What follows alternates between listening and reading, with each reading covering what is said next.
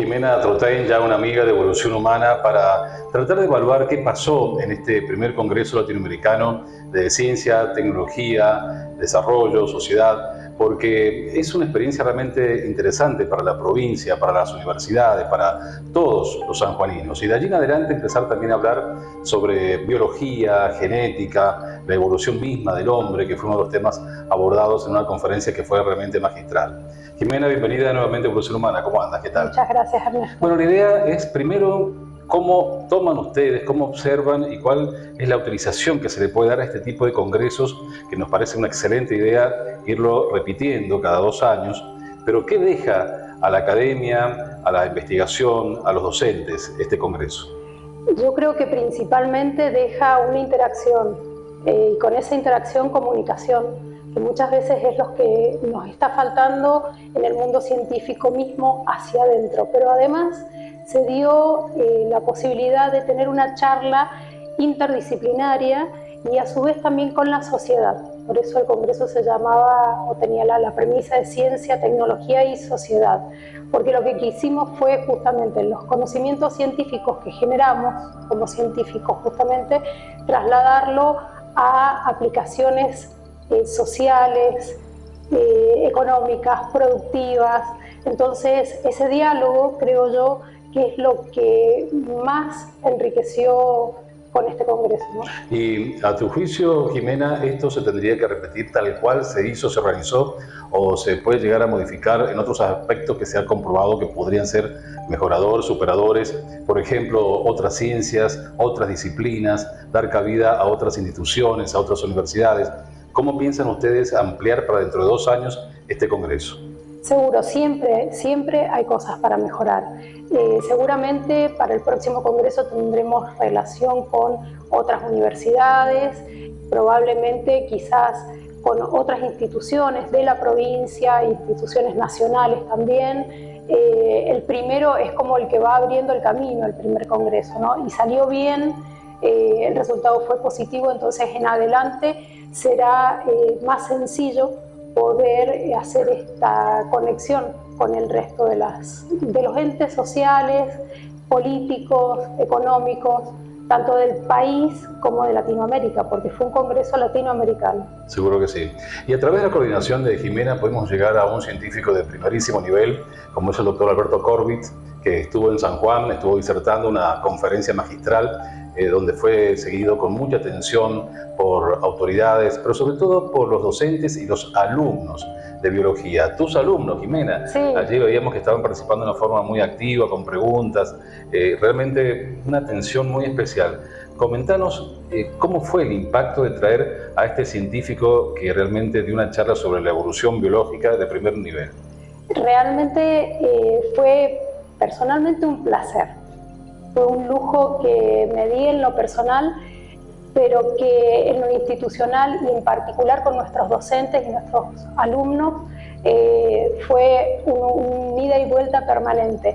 La charla comenzó como hubiese comenzado quizás cualquier charla magistral, con una mesa, con sillas y copas con agua, para que él se sentara detrás de un escritorio.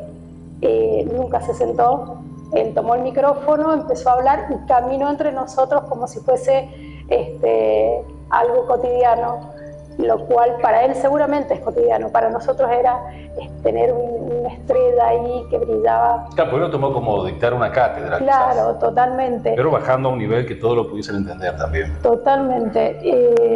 Y un compañero docente estaba muy entusiasmado y lo interrumpió a los 5 minutos. Y dijo, ay, gracias, por favor interrúmpanme, dijo Alberto. Entonces en adelante eso fue una charla, verdaderamente tenía de magistral lo conceptual, digamos, pero el ida y vuelta realmente se convirtió en un diálogo permanente con los docentes, con los estudiantes que estaban ahí, y reconocimiento creo que mutuo, tanto de él hacia su público en esa charla como del público hacia él también, porque pudo terminar de dar su charla con preguntas todo el tiempo y a su vez después obviamente la gente siguió haciendo preguntas, él se sintió cómodo, lo charlamos después, se sintió muy cómodo, le gustó mucho y también hacía esta observación, qué bueno que los estudiantes estuvieron y que se animaron a preguntar.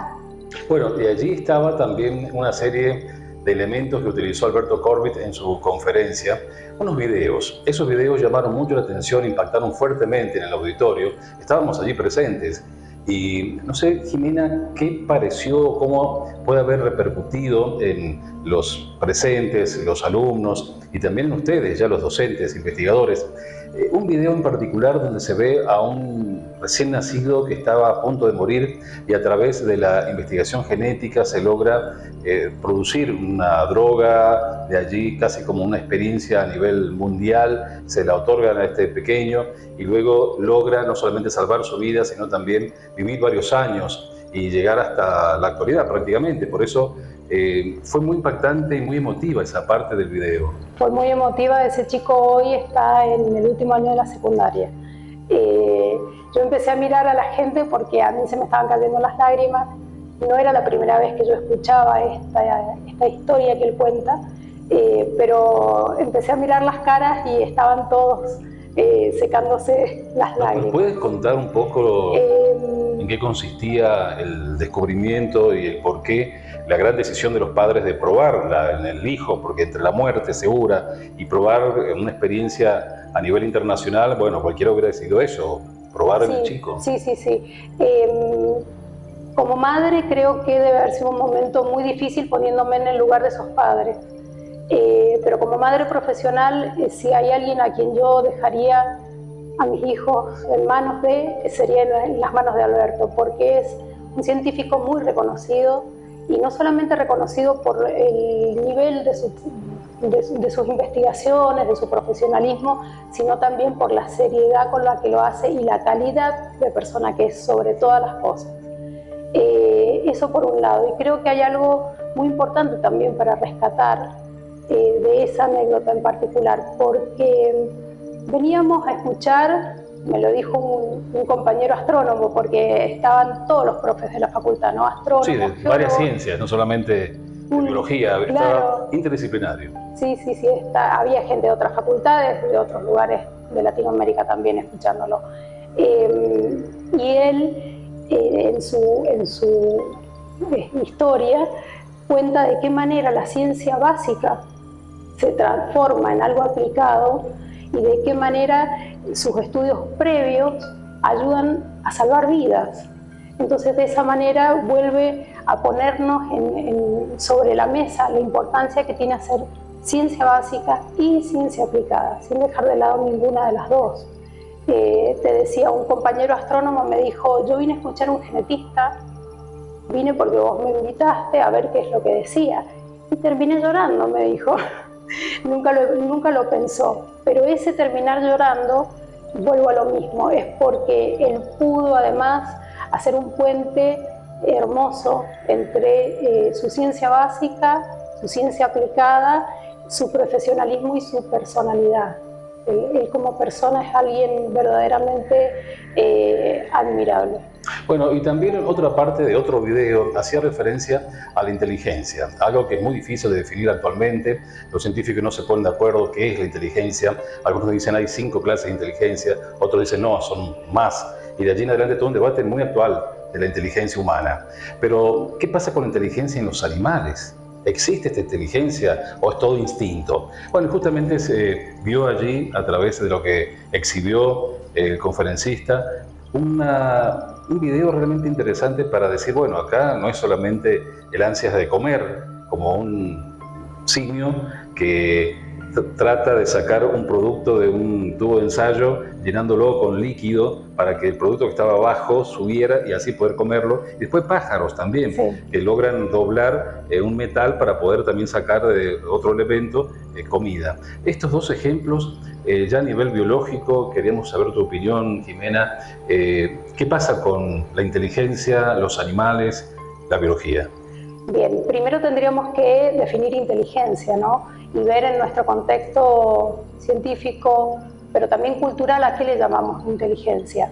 Él nombraba en particular esto de poder usar un elemento para poder hacer otro y que ese otro nos lleve a nuestro objetivo. Una industria, una herramienta. Una herramienta, poder fabricar una herramienta. Entonces, ese concepto es el que se toma como inteligencia. Es evidente, yo creo que los videos que él nos mostraba nunca esperamos que esos animales fueran a hacer lo que estaban haciendo, lo que nosotros estábamos mirando. Entonces, que existe esa inteligencia, existe. Lo que nos diferencia como humanos creo que es a qué punto hemos llevado el uso de esa inteligencia. Tenemos autos, computadoras, aviones, volamos, nadamos, andamos muy rápido en tierra. Entonces todo eso básicamente es la misma inteligencia que usaban esos simios, esos pájaros en esos videos. La cuestión es ver en nosotros hasta dónde lo hemos llevado y si siempre nos mueve una necesidad y si siempre esa necesidad es vital o no. Muchas veces son necesidades vitales como comer o tomar agua o tener un lugar donde vivir, y otras veces sencillamente es tener una entretención o disfrutar del sexo, por ejemplo. ¿Estás de acuerdo en que los animales tienen inteligencia? Sí, sí. Bueno, y de allí también tuvimos la oportunidad de hablar largo y tendido con este científico, Alberto Corbett, y de allí en adelante el tema de la evolución, y es lo que le traslado a Jimena. La evolución biológica, la evolución humana, totalmente ratificada y comprobada por este científico, pero llama la atención cómo el tema por allí sigue siendo bombardeado, criticado por algunos sectores, pero él lo da con una firmeza total de que esto está cada vez más certificado y comprobado por nuevos descubrimientos. Es así, es así. La teoría de la evolución de Darwin, a grandes rasgos, nunca ha sido refutada. Es una teoría sólida y que, lejos de ser refutada, cada vez tiene más pruebas que la consolidan. Siempre tiene alguna otra vuelta de rosca, pero lo básico, en lo principal, en el eje fundamental se mantiene. Se dice entre los biólogos que la teoría de la evolución no es una teoría, es un hecho. Claro, muchos critican que dicen, no, es una teoría, por lo tanto debe ser confirmada. Es un hecho, confirmado por un montón de herramientas. Es una evidencia confirmada totalmente. Absolutamente, absolutamente. Lo que sucede a partir de las discusiones posteriores a la teoría son, como te digo yo, una vuelta más de rosca, pero no algo que la refute necesariamente, sino al contrario, pruebas que cada vez que quieren ponerla en discusión terminan siempre corroborándola. Bueno, muchos hablan del diseño inteligente, del creacionismo, del famoso reloj que se encuentra en un lugar descampado, y ese reloj alguien lo hizo. Sí, ¿quién hizo al hombre? ¿Quién creó el universo? Por eso la próxima pregunta, Jimena, tiene que ver con cuál es tu opinión en torno a la teoría o a la información que se da por allí en muchos lugares del diseño inteligente. Yo soy bióloga, soy docente de la cátedra de evolución y yo soy una científica absolutamente convencida de que el diseño inteligente se cae por sí mismo. Y cuando nosotros, como paleontóloga que soy, estudiamos la vida y la historia de la vida en la Tierra, y lo ponemos bajo el contexto, bajo el paraguas del paradigma de la evolución, eso suena como una orquesta afinada. Están todos los instrumentos al mismo tiempo diciendo lo mismo. Entonces, verdaderamente, para que nosotros pensemos que todo esto tuvo un diseñador inteligente, tenemos que dejarnos llevar por ciertos, ¿cómo decirlo? Creencias. Por ciertas creencias, claro, por ciertos mitos. ¿Sí? Lo que pasa es que es más fácil creerlo de la otra manera. Es más fácil decir, por ejemplo, que un organismo se adaptó a aguas más profundas. Pero esa facilidad en la ciencia no siempre nos marca el camino. Todo lo contrario, te puedo decir que la ciencia siempre es antiintuitiva. Y debe serlo, porque nosotros tenemos que poner a prueba estas ideas que tenemos como científicos.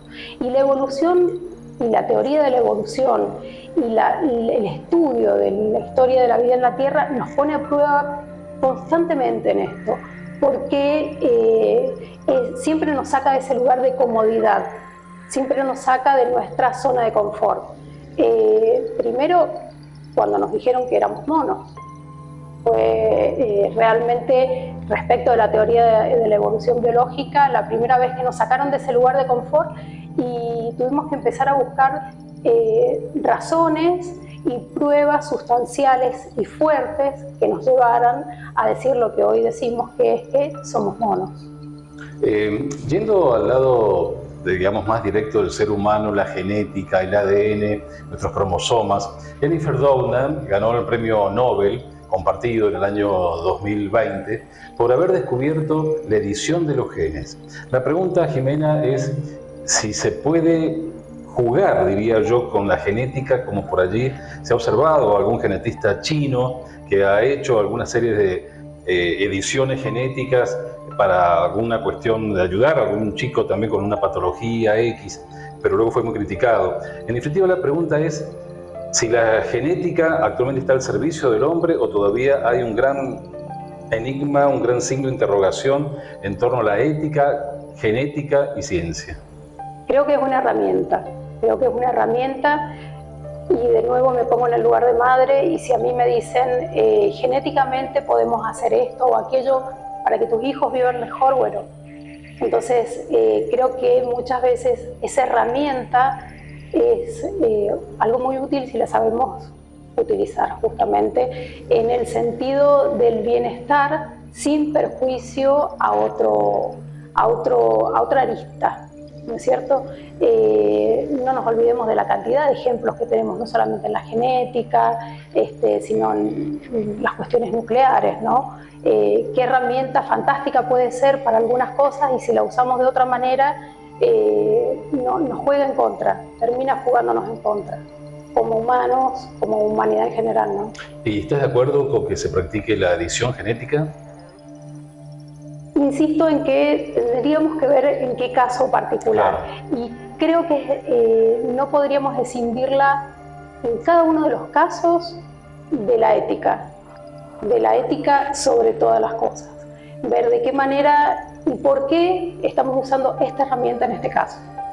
Alberto Corbett hizo una demostración a través de mapas cómo nació la humanidad desde el África, desplegándose por diferentes partes del mundo. La pregunta ahora, Jimena, es si se ha modificado algo de ese camino que siguió la evolución biológica de Etiopía, África, hacia el resto del mundo, si en los últimos años hay algún descubrimiento importante o sigue todo dentro de la línea habitual de ya hace un siglo o más.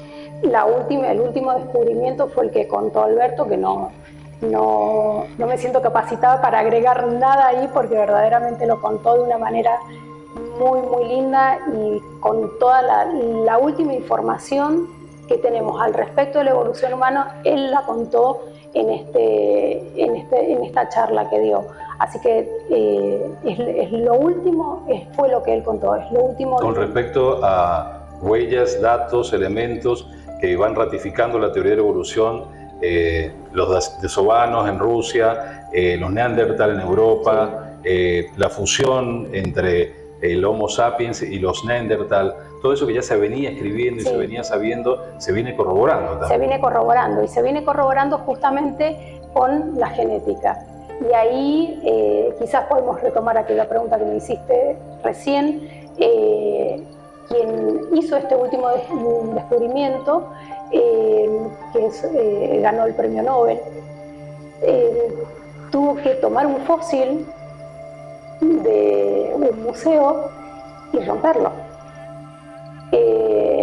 No se rompió sustancialmente. Con una esquinita que uno raya un poquito obtiene ADN, pero habían pros y contras en eso. Yo te presto un fósil para que estás seguro que esto va a ser importante porque estás rompiendo algo que es irreemplazable. Entonces, bueno, ahí de nuevo, genética y ética. Lo vamos a usar, lo vamos a romper, ¿para qué? ¿Qué vamos a contestar? ¿Qué vamos a solucionar con esto? Entonces, lo mismo, genética ética o cualquier herramienta en realidad que como humanos podamos desarrollar, ver hacia dónde vamos y qué es lo que vamos a hacer con eso, ¿no?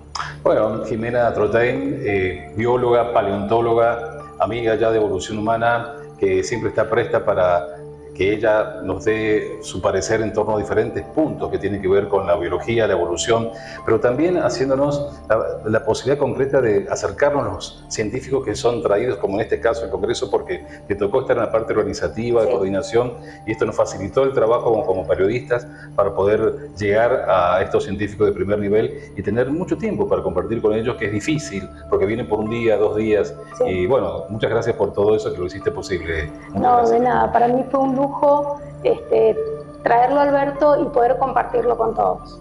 Bueno, muchas gracias por estar nuevamente en Evolución Humana. Gracias a vos, Ernesto. Hacemos una pausa, en instante volvemos.